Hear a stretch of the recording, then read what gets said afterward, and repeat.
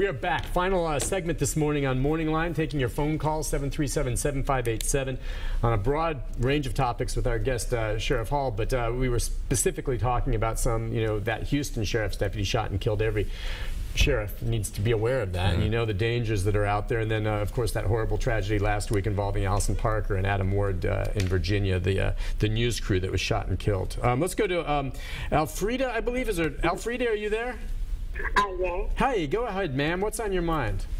Okay, I think the sheriff pretty much answered my question earlier, but I did want to ask another question. When you are called for a crisis for mental health, instead of you being able to call the case manager that they're working with mental health co-op or whatever service it is, if they're in a crisis, the first thing they tell you to do is call Metro. It seems like Metro, if that person is already agitated and they trust the case manager, that when they see Metro, it makes the problem worse. Mm-hmm. And if they act out on it, then if you attack this officer, if you've got some type of weapon in your hand and you're lunging towards the officer, or you're not understanding what the officer is saying at that time, then when you're taken in, you're being charged with assault on a police officer. Yeah. Mm-hmm. And if that person also knows what type of medicine helps them, and they're incarcerated and they're trying to give you another type of medicine that you're like, that's not what I take, I'm not going to take it. And then it is another problem with, I don't want that type of medicine because it doesn't make me feel right. I know what makes me feel right. And like he says, once they're put on probation, the judge is going to stand there and tell you to take this such and such medication, that person knows that it's going to even make me worse than what I am. It's going to take me back to another level that I don't want to be on. And then if they do go into Tennessee mental health for the treatment and get out, and maybe the medicine, they still want to change the medicine. Okay, hang tight on that, Alfreda. We have a lot of calls. Maybe you can answer this quickly. We can get to as many as possible. But just on that one point, and it's a good one she makes, how do you deal with the meds when you get these people coming in? You guys don't know. It's cold. You got to ask them what they're supposed to get. And then you give them the same drugs they're supposed to get. And can you trust them? How do you figure that out? It's a good question. We have a contract with a provider, and in the contract they're required to, within 24 hours, have what we call med verification, which means they're verifying what you're on. You're telling them one thing, they're trying to check with the pharmacy to make sure, and the doctors. So you've got a name, a social security number, and you're able, through the pharmacies, once they check in, to make some calls and find out what they were on. Right. And the good news is fingerprints typically say you were here before. We will pull your medical record, electronic medical record up immediately, know what you had before. So you can start to balance it out pretty quickly. It's much, much better than it was years ago. You hear stories all the time of inmates that are given meds that don't take them, or they stash them in their mouths, or they turn around and sell them to someone else, or they just don't want to. That's right. Yeah, that happens. Unfortunately, we have different types of medicines. That some are crushed, where we make them crush them before you take them. Some we have to we monitor you're taking them. I think the bigger problem with mental health is upon release. We release you with 3 days of medicine given to you. So you're walking out the door with 3 days of medicine to move on into the streets. The problem is, if there's nobody in the streets, which is very likely, to pick that person up or to be there to support that person, that medication doesn't last 1 block down the street, because the person's management of that walking out of jail is not the way to do it.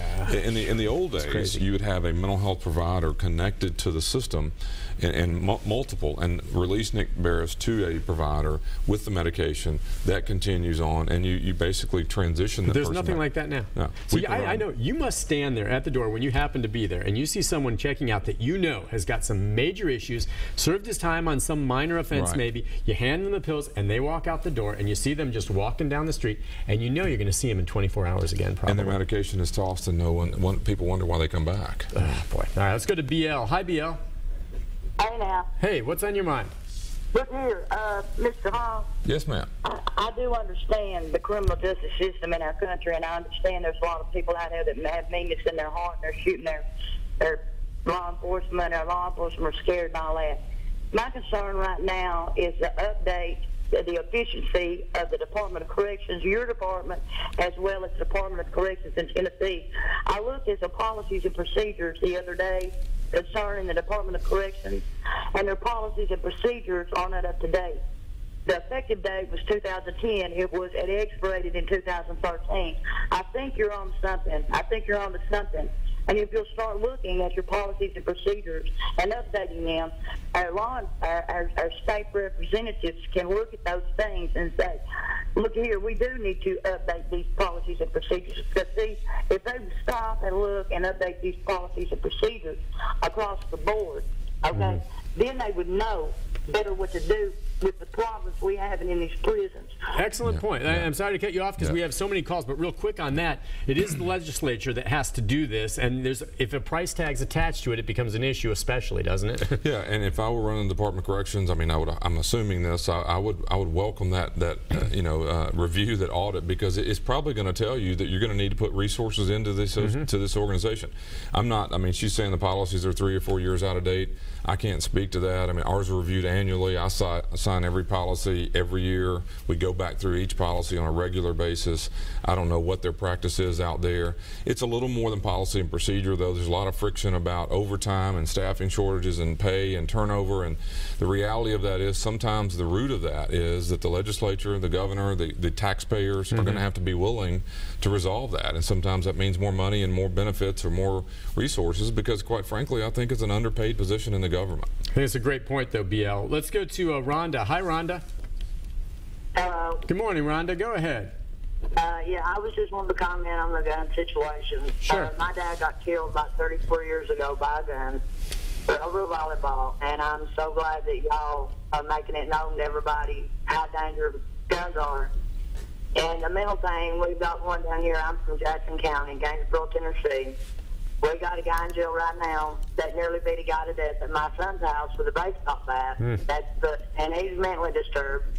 And I don't know if Marty Henson will do anything with him when he releases him, but I sure hope so, because I'm afraid he's going to come back and retaliate on my son. When he went to court last week, he was eyeing my son like he had it out for him. And I'd like for everybody to know that they are mental problems in the jail system.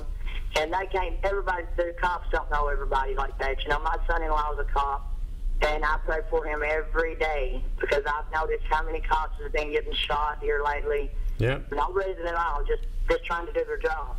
Right. Yeah, thank you for that. Yeah, it's scary when you think about how long sometimes these guys, and women maybe, are held, and then they get back out, and they've got a grudge. Right.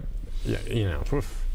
Yeah, the system is so different. I mean, I had a guy a few years ago that was threatening to kill me and my family, and he had been in the jail system and had concocted this idea that I had went out and kind of evicted him and mistreated him physically, and then had a kind of a SWAT team idea. He dreamed up that it was me that did all this and threatened my house and my cars, my kids, my job, and was continuously, and finally, and he eventually threatened Judge Trauger in federal court and was arrested multiple times. And the truth was, he was mentally unstable. Still, he was finally shot by a police officer in South Carolina.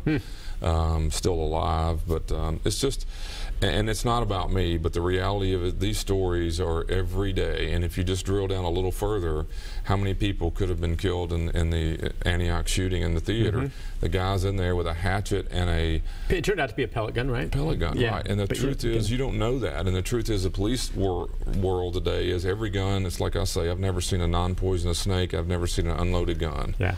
And the reality of what you're dealing with today is you might as well just assume it all. And the difficulty is the person behind that gun is probably not as stable. And I mean, people like to think people are mean, and there are those cases.